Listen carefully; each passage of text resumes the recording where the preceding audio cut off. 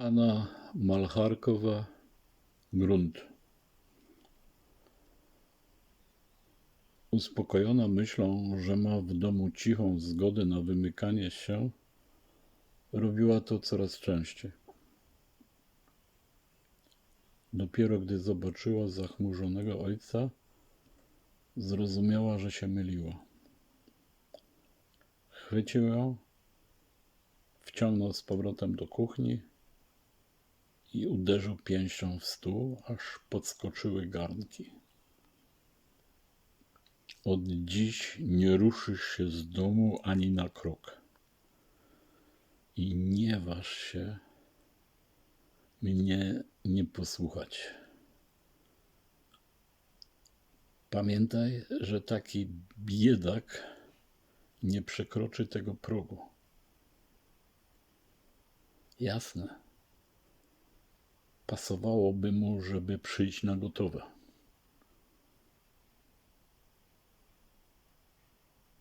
Według taty nie nadawał się do gospodarstwa. Nie pochodził z chłopskiej rodziny, nie miał chłopskiej krwi, ani nawet pieniędzy, żeby wnieść wkład do gospodarstwa. Mama była delikatniejsza. W tej chwili milczała, ale potem zaczęła przekonywać. Każdego dnia, krok po kroczku, wbijała jej do głowy. Tatuś nigdy ci na to nie pozwoli, a ja się mu nie będę sprzeciwiać. Ściągasz na siebie tylko cierpienie. Bóg wie, którą z kolei jego dziewczyną jesteś.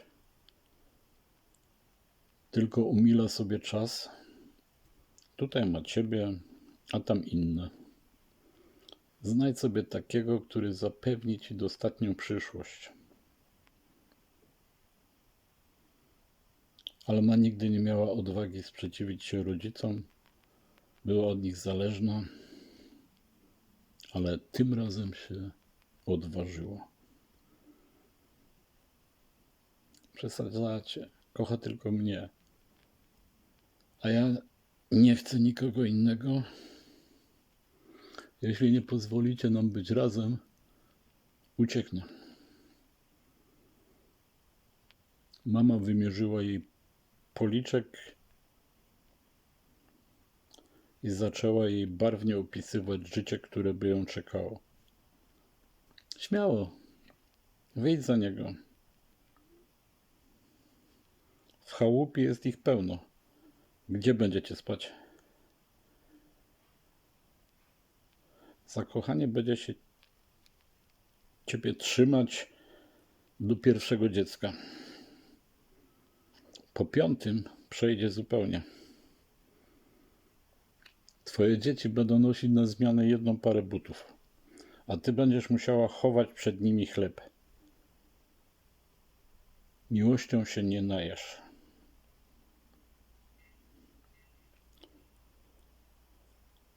Alma na to odpowiedziała,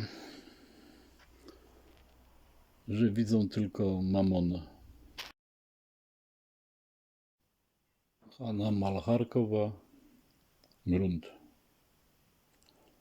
Jej małżeństwo się rozpada. Dobrobyt nie przyniósł jej szczęścia.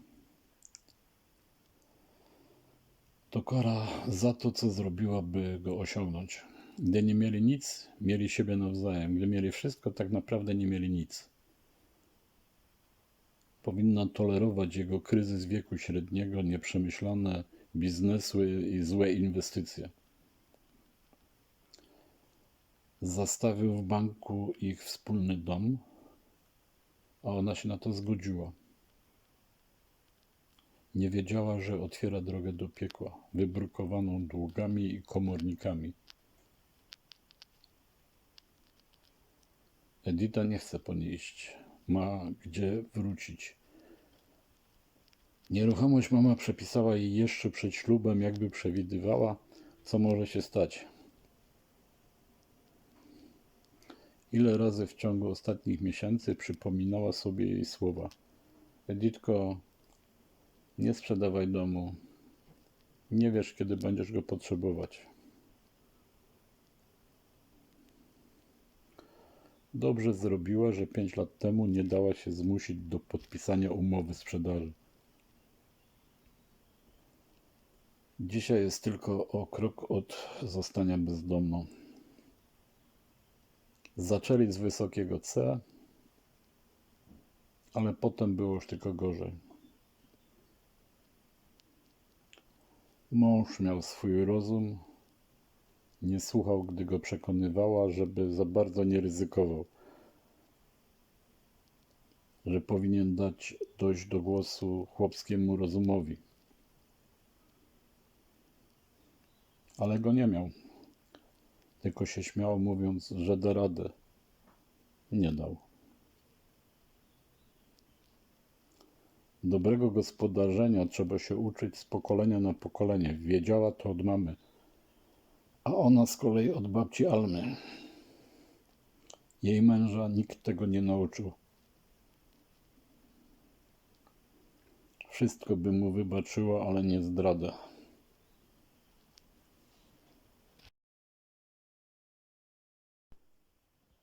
Wiedziała, kim on jest.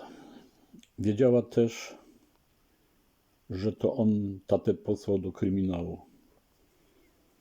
Ale co było przedziwne, nie poczuła do niego nienawiści.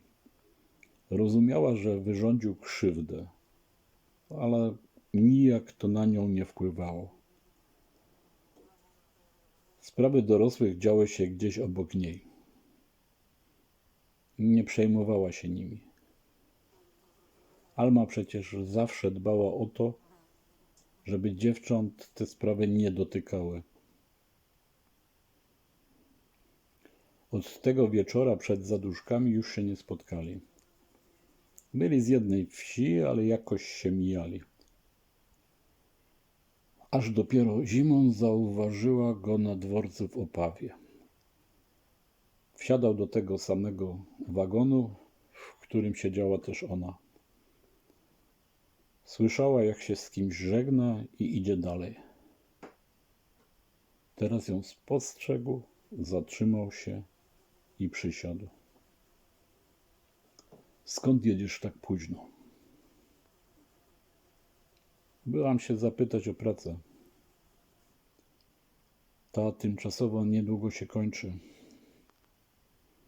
a ja chciałabym pracować w sklepie. I co, przyjęli cię?